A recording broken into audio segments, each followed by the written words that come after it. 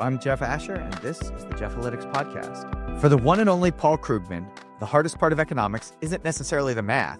It's helping people see a reality that often contradicts their daily impressions. With a career spanning academic research, writing, and even a Nobel Prize, he's tried to make complex economic truths accessible in a world where, much like crime, perception and data rarely line up. In this episode, we talk about why people's personal experiences don't reflect the broader economy, how media narratives shape public views on economics, and why trust in data has eroded in the age of social media. And if you can't tell, these are the exact same challenges we face when telling the story of crime trends. Paul and I discuss the challenges of communicating success stories that rarely make headlines, the shifting media landscape, and the responsibility economists have to tell the fuller story. Here's my conversation with Paul Krugman. My guest today is the one and only Paul Krugman. Paul, thanks for joining the show. I'm here.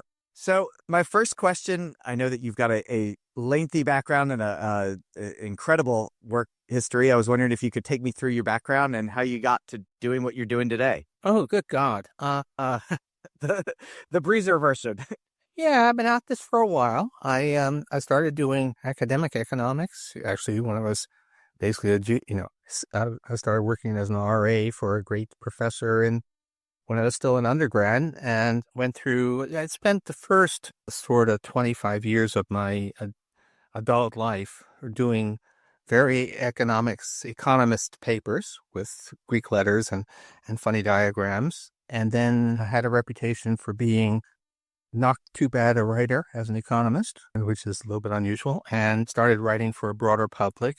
Got hired by the New York Times to write columns. So, my previous life had been about questions like, why is there international trade? And then got into a much more public-oriented stuff when I spent 25 years at the New York Times. I had written some general public books before, so that people kind of knew that I could more or less communicate plain English. And now I'm Substacking.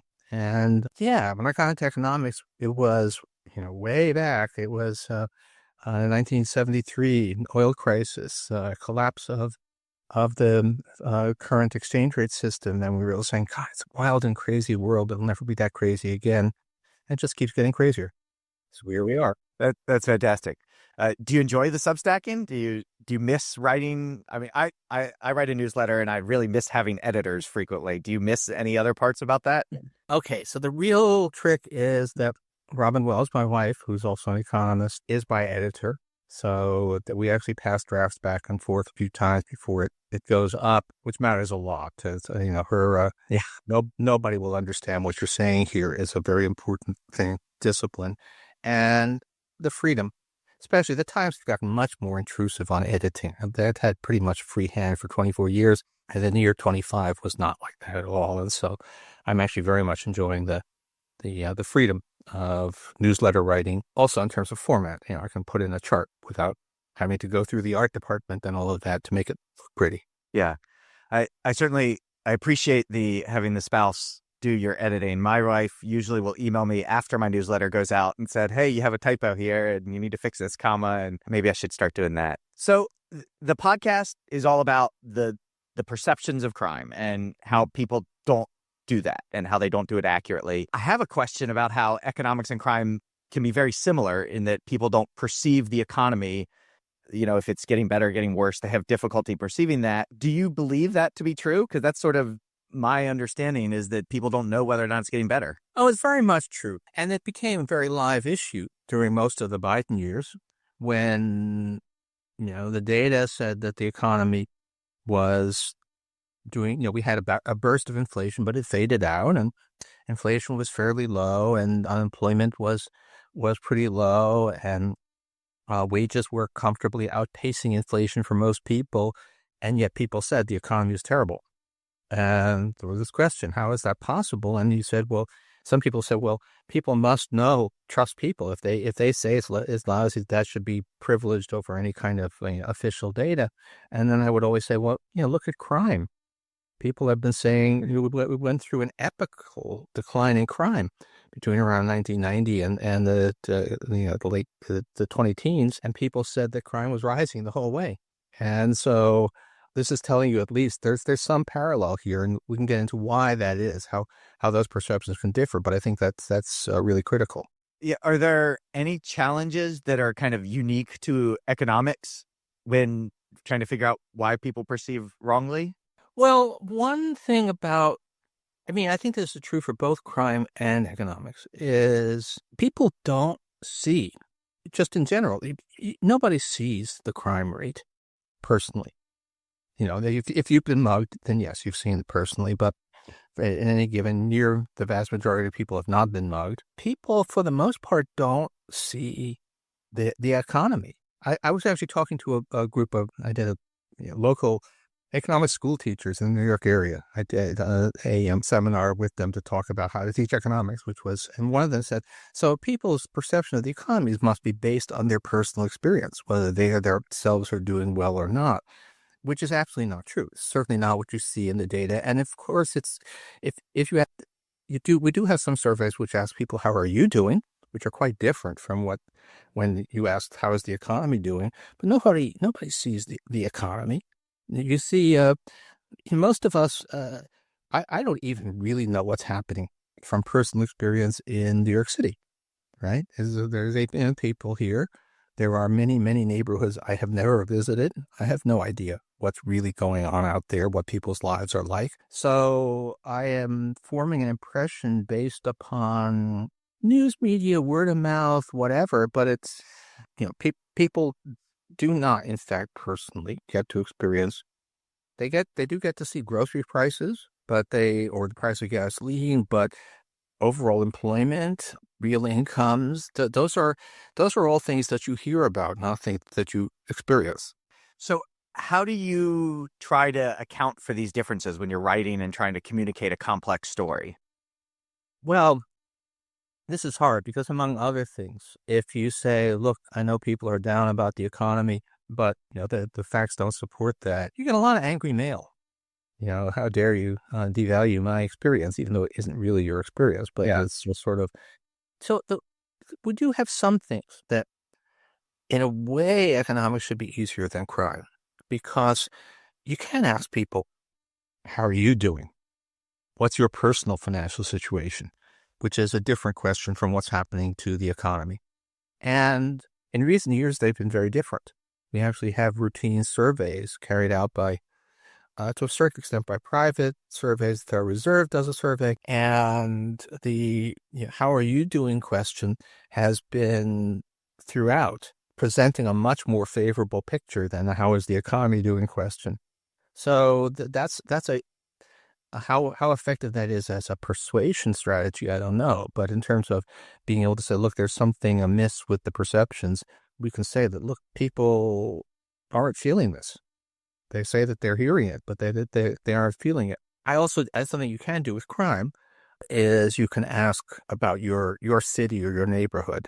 So that's a kind of an intermediate question, and it's closer to being something that people observe. And so I have tried to argue, look, hey, people's personal self-assessment to finances is not bad. People are much more positive about their city or their state than they are about the country. This means that we have some reasons to at least question this perception that the economy is lousy. I have to say, I have not had a whole lot of success in making that case, but that's at least how I usually argue it. Yeah.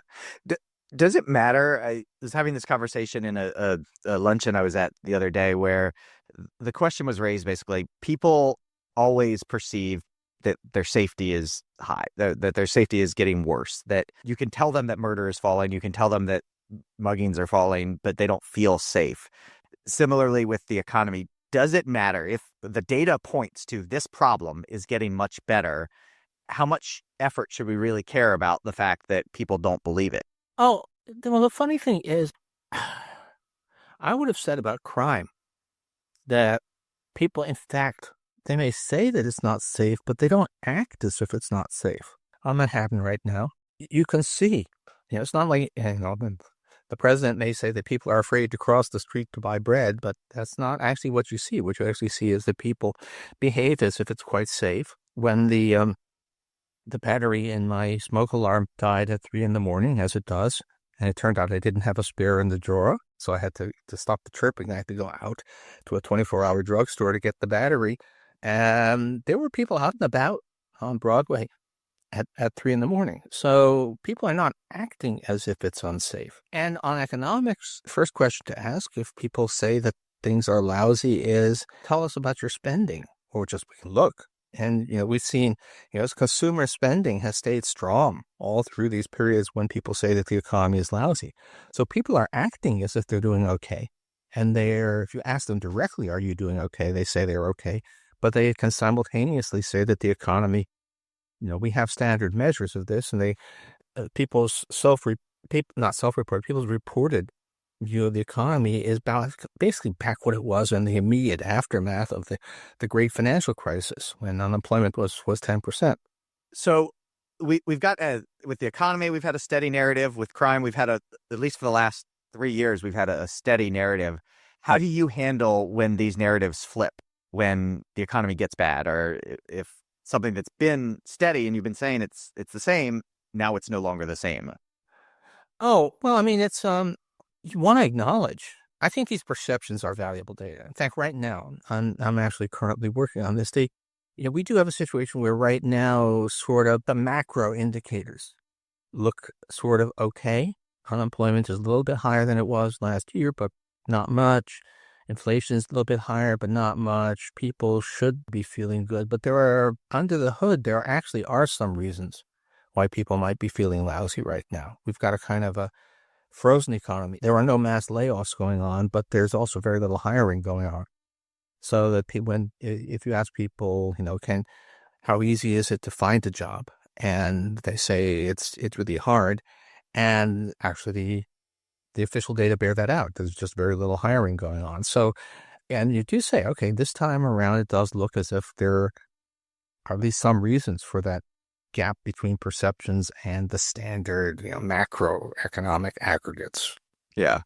So I solicited a question here from actually a huge fan, John, who Oscar works on my team. His dad, John, is a huge fan. So he found out I was talking to you, and I asked if he had any questions for you. So his question for you is, in an era where people trust social media more than the actual data, what do you think has to change for the data and evidence to regain public trust?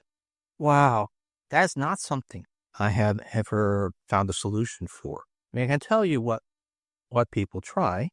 Just asserting, hey, it's all in your mind does not work.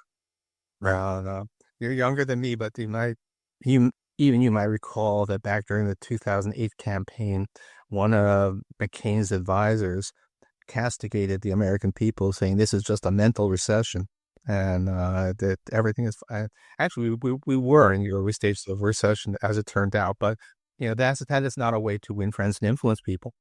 The alternative is kind of, I feel your pain and try to empathize, but then you sometimes end up validating things that are not true. I tried repeatedly over the past few years to find ways to make this point, and you get a little traction. Particularly, for some reason, what actually seemed to work was the regional versus national. If you say, for some reason, saying that people act as if they're okay and say that they themselves are okay, that was less impactful than saying, gee, there's a funny pattern here where everybody has a much more positive view of their state economy or their city economy than they do of the national. So it was kind of a Lake Wobegon. Everybody thought that their state was above average, and that actually, I think, scored some points. Do you feel obliged to respond to those that are saying things only in bad faith, that they're going to say the economy is bad, they're going to say crime is up, and when the data doesn't support that, they're going to find a different data point that supports it? Or no data point at all. I mean, we do have... More likely none at all. I mean, again, this is not about politics, except everything is about politics. But, no, Portland is not a war zone. And it's actually particularly acute in New York City for reasons we don't entirely understand. But New York City is really low crime by its own historical standards. It's still dangerous compared with, a European city. But the gap between the national perceptions of New York and the reality of life here is... I never really stop making that point when it seems useful. I kind of lost the drift of where we were supposed to be going with that. But anyway, that's the end. Yeah. And so to that end, there's this great saying, and I'm sure you've heard it before, but the media doesn't cover the planes that land. And this is a major issue with crime. Just recently, I'm in New Orleans. Between September 5th and the 14th, there was one shooting. It was a 10-day stretch, one shooting. It was the fewest shootings over 10 days in like a decade. Obviously, nothing was written about it. And then between kind of the end of September, early October, we had this big surge in shootings and a big surge in murder, well below where we were 3 years ago. But all this talk about a spike and this sudden spike and murders spiking, and we should all be concerned about it. Rightly, I think we should cover when bad things happen. And when we do have a surge like we did, I totally understand that. How should we expect the media to cover the periods where nothing's happening and that's a positive? Well, I mean, there certainly is room for an occasional story, and that's certainly true for economics. And sometimes we do get that. I mean, there were a lot of, well, again, I've been around. Well, I'm, in the 90s boom, there were lots of stories about the miraculous economy. That was a story. And there were a fair number of stories like 2018, 2019 about how things were good. But there were not a lot of stories about the miracle of 2022 to 2024, which was that inflation, which had, there were a lot of people, including people who were, that have reasonable reputations as economists, saying, "Oh boy, it's the 70s all over again. It's going to take years of high unemployment to get inflation back down," and then it just sort of evaporated. Immaculate disinflation. There was a lot less news coverage of that than I would think there should have been. This was in terms of everybody loves the story. Economists get it wrong. Not all of us got it wrong, but some prominent economists did. But for some reason, there weren't a whole lot of stories about how, look at all these economists who, look at how Bloomberg in 2022 put the odds of recession in the next year at 100%. There was really not a lot of coverage of that. And I don't know, is that it only leads if it bleeds thing? But that hasn't been true in the past. So is there a way to, how do you cover there was nobody robbed last week? Is there a way to do that? And is that something that you deal with ever? Well, yeah, all the time. Now, at the moment, there are some real trouble, but I tried, and more locally. This is somewhere in between economics and everything, but New York City put on this congestion charge. You pay $9 to drive your car into Lower Manhattan, which was hugely controversial. A lot of politicians tried to block it. The Trump administration tried to block it. It has been an incredible success story. There's been a huge reduction in traffic, no harm at all to local businesses. It's reduced the driving time through the Lincoln and Holland tunnels so much that suburban drivers, turns out, love it because the $9 is worth it to them to have a much shorter drive. I maybe see 2 stories a month about the success of the congestion charge. So we should have more. I mean, I think this is kind of interesting to tell you how little coverage there is of success stories.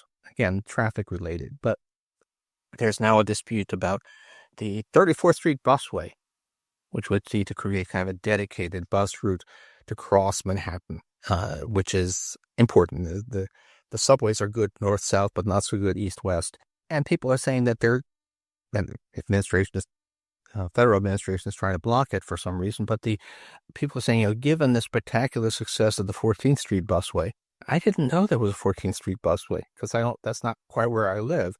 But here's a really happy story, a policy success. People who were initially opposed love it, and I guess must have just been not covered much. So if I'm hearing you, I guess that is the answer. Just talk about it more often. I mean, I guess that it seems obvious, but is that the only answer? That's all I can see. The problem is that, again, you get telling people that things are good, whatever you may think, is a really, really unpopular position. And trying to figure out how to say that without alienating people too much is... Why is that, do you think? There are always people genuinely suffering. Even in a time of vast prosperity, there are people whose company abruptly shuts down, or people who something personally goes wrong, they lose their job. Just as even in an era of low crime, there are always homicides and muggings. So there's always going to be someone to say, you say things are great, but my brother-in-law or I've heard about, and that there's something that is bad. So so that people are always going to feel that you are minimizing, you are ignoring their pain. And then, of course, the other thing is we live in an enormously politicized environment. So, and that cuts both ways. If you were to say, hey, things are not so bad under Biden, then legions would descend upon you. If you were to say either way, I mean, there is some asymmetry, I think, between the parties, but if you say, hey, there are some real problems now with the economy, then the president himself has called me a deranged bum. So there's going to be pushback. To say the least. To speak of the changing economy, or the potential that the economy, might have cracks and might start to have a downturn at some point, do you think that when that happens, that'll have an effect on crime, or do you think that those are generally, does the research point to those being sort of unrelated? You should know better than me, but my sense is that there really isn't a strong relationship between normal business cycles, normal recessions and recoveries, and crime. That you really don't see. I mean, crime was not especially high during the Great Depression, I believe. I don't think crime, the long decline in crime that began around 1990, continued right through the financial crisis and onwards. Mm-hmm. COVID was an economic blow that was correlated with a spike in crime, but I think that's because the COVID was a lot of things beyond. It wasn't your ordinary recession, and had, I think, probably things more, you would know more than me, but things more like social isolation contributed to that spike. So no, what's odd is crime is crime is not mostly just people are hurting, and so they start stealing or they act out. It's a much more complex phenomenon. And to your point about COVID, I think that what we saw in the data there was murder and gun violence did its own thing. In general, most crime fell, especially theft and burglary, because if nobody's out and about on Bourbon Street, nobody can shoplift. There's no pickpockets. So it was that. I agree with you. That was sort of a once in a lifetime event. Hopefully, once in a lifetime event. If you were in my shoes, what would you do to close the gap between the perception of crime and the reality of the data? Well, I think a lot of it actually has to be kind of meta. You need to talk about why it is that your perception of crime is not a good guide to what's happening. Again, I have no idea whether anything works really, but it's not just that people don't know that crime came way down. They don't know about this gap, but they also don't know secondarily that there is a gap. And I don't know what works for the broader public, but I think I do think it's worth talking about. What does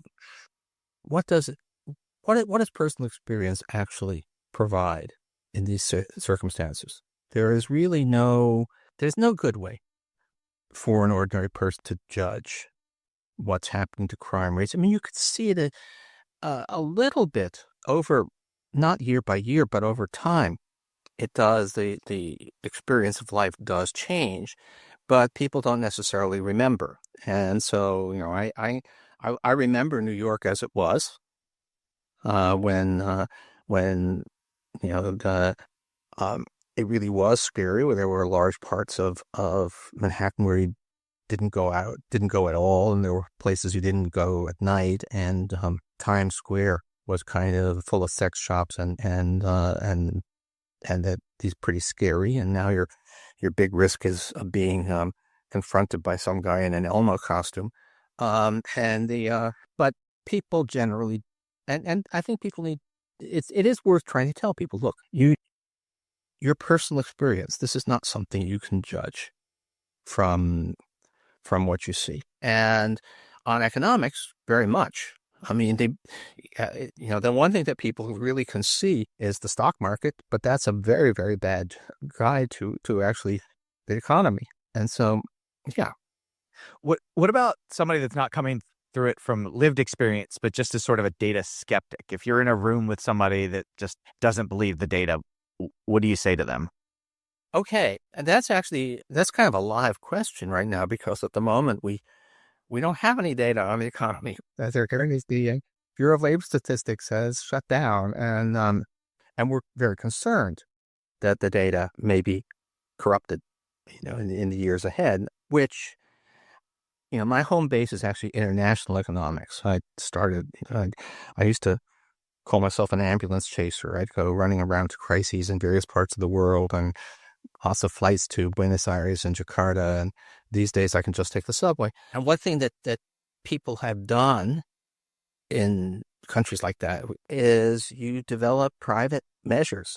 I'm not sure how you can do that with crime, but we do have a number of measures that are, for one reason or another, private sector collects, which are nothing can match.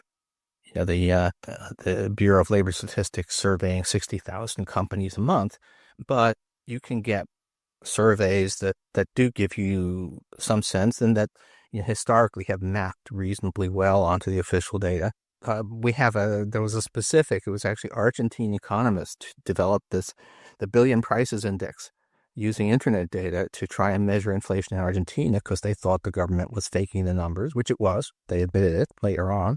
We're certainly looking at, we do have a Billion Prices Index, or the descendant of it, still for the United States. Unfortunately, it's massively paywalled by State Street Bank, but some of the data comes out. So you look for the usual use of these things as a cross-check. If there's a big discrepancy between what purchasing managers are saying and what the official data is saying, then you should at least be suspicious. And I mean, to the extent that we are doing that with crime, it's not a private measure by any sense, but with the real-time crime index, we're going out and we're sort of, for a lot of agencies at least, skirting the FBI and going to the agency themselves or the state themselves, getting it much faster and putting it together in a way that in some ways is more accurate than the FBI's estimates. So I think it's a similar concept, differently executed. Yeah, I have I spent an odd experience during COVID. I was a part of a virtual New Jersey grand jury for 16 weeks. Wow. That's not the grand jury where you indict, the Secretary of State. It's the grand jury where the cops, having made an arrest, have to get 23 randomly chosen citizens to agree that there are sufficient grounds for proceeding to trial. And two things I learned. One is the vast majority of crime is utterly stupid. If there are any criminal masterminds out there, I'd never heard about them. But the other thing I learned is that essentially, even though we don't officially have a surveillance state, you're on camera. People think they're carrying out a drug deal in the middle of the night and no one is there, and the convenience store down the street has them on film. So, there's probably, the data are out there probably in some way, although they're probably mostly proprietary. But I wonder whether there isn't some way to use this. There's an awful lot of information out there. I think, wasn't that part of the plot of the Dark Knight Rises or one of the Batman movies, I think? Well, I mean, person of interest where the premise was that after 9/11, we secretly, built a total surveillance system, and reality is a lot closer to that than you think. Yeah, well, that's depressing. So let's change gears just a little bit. We're reaching towards the end. The media environment has changed quite a bit, as you know, having been at the New York Times and now having a newsletter. The negatives of that are obvious. Whenever I write a story, I post it. We used to have Twitter, just post on Twitter. Now there's Twitter, there's Blue Sky, there's Threads, there's LinkedIn, there's YouTube, all of these new platforms. You don't have one that you reach your audience with necessarily. Lots of negatives to that. What do you think of the positives to the changing media environment over the last few years? Yeah, I mean, the big negatives, the two big negatives. One of them is that there's a lot of just plain fake news, false information. Anybody can do it, yeah. And for all its flaws, and Newsmax, whatever, but you very rarely get from like, the big legacy media organizations. They don't put out stuff that's just false. And the second problem is there's a lot of stuff that is an individual Substacker or even one of those group efforts is not going to be able to do reportage the way that legacy can be. You can't have a team of 6 people studying, or you can't have a person on the ground in Prague or whatever. These are things that we haven't figured out a way to decentralize, probably because they fundamentally can't be decentralized. The good news is that you actually, what I'm finding is that there's a lot more expertise out there.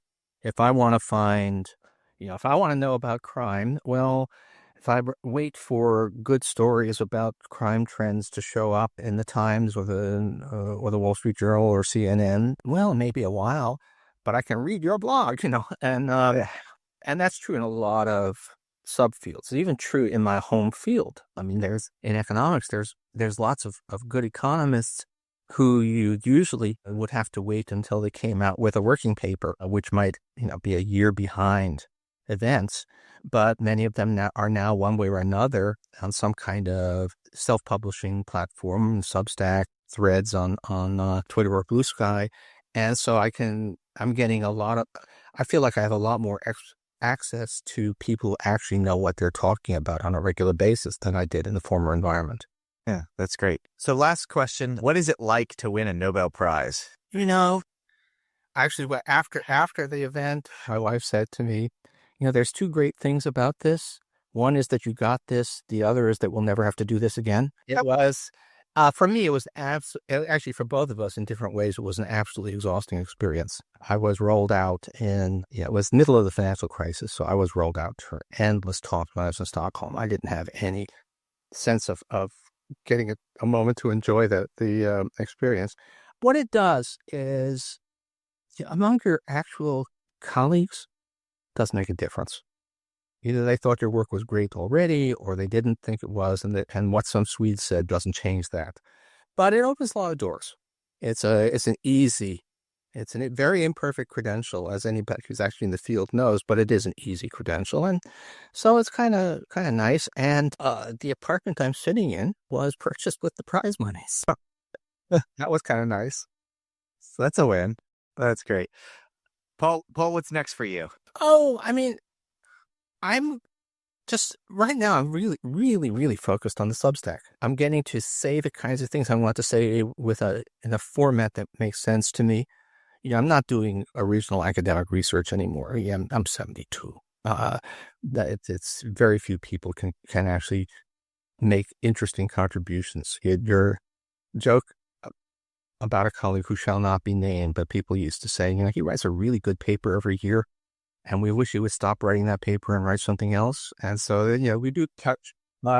You do want to have second or third acts in your life, and so for now, well, I'm working long hours putting stuff out, and we'll see. But also trying a little bit to enjoy life. These are slightly in conflict. I mean, I'm very free now to travel, spend the time places, but then there I am in some wonderful Italian city, sitting in the cafe outdoors, slaving away at my Substack. So, anyway, but yeah, It's not too bad. it's interesting. Could be worse. Great. Well, Paul, thank you so much for joining. I really appreciate it. It's been a great conversation. Okay, take care. Thanks. Thanks for listening to the Jeff-alytics podcast. Be sure to subscribe, and to learn more, head on over to ahdatalytics.com for more information and previous episodes. If you like what you heard, please leave a glowing review, which will help others to discover the show. Until next time, I'm Jeff Asher.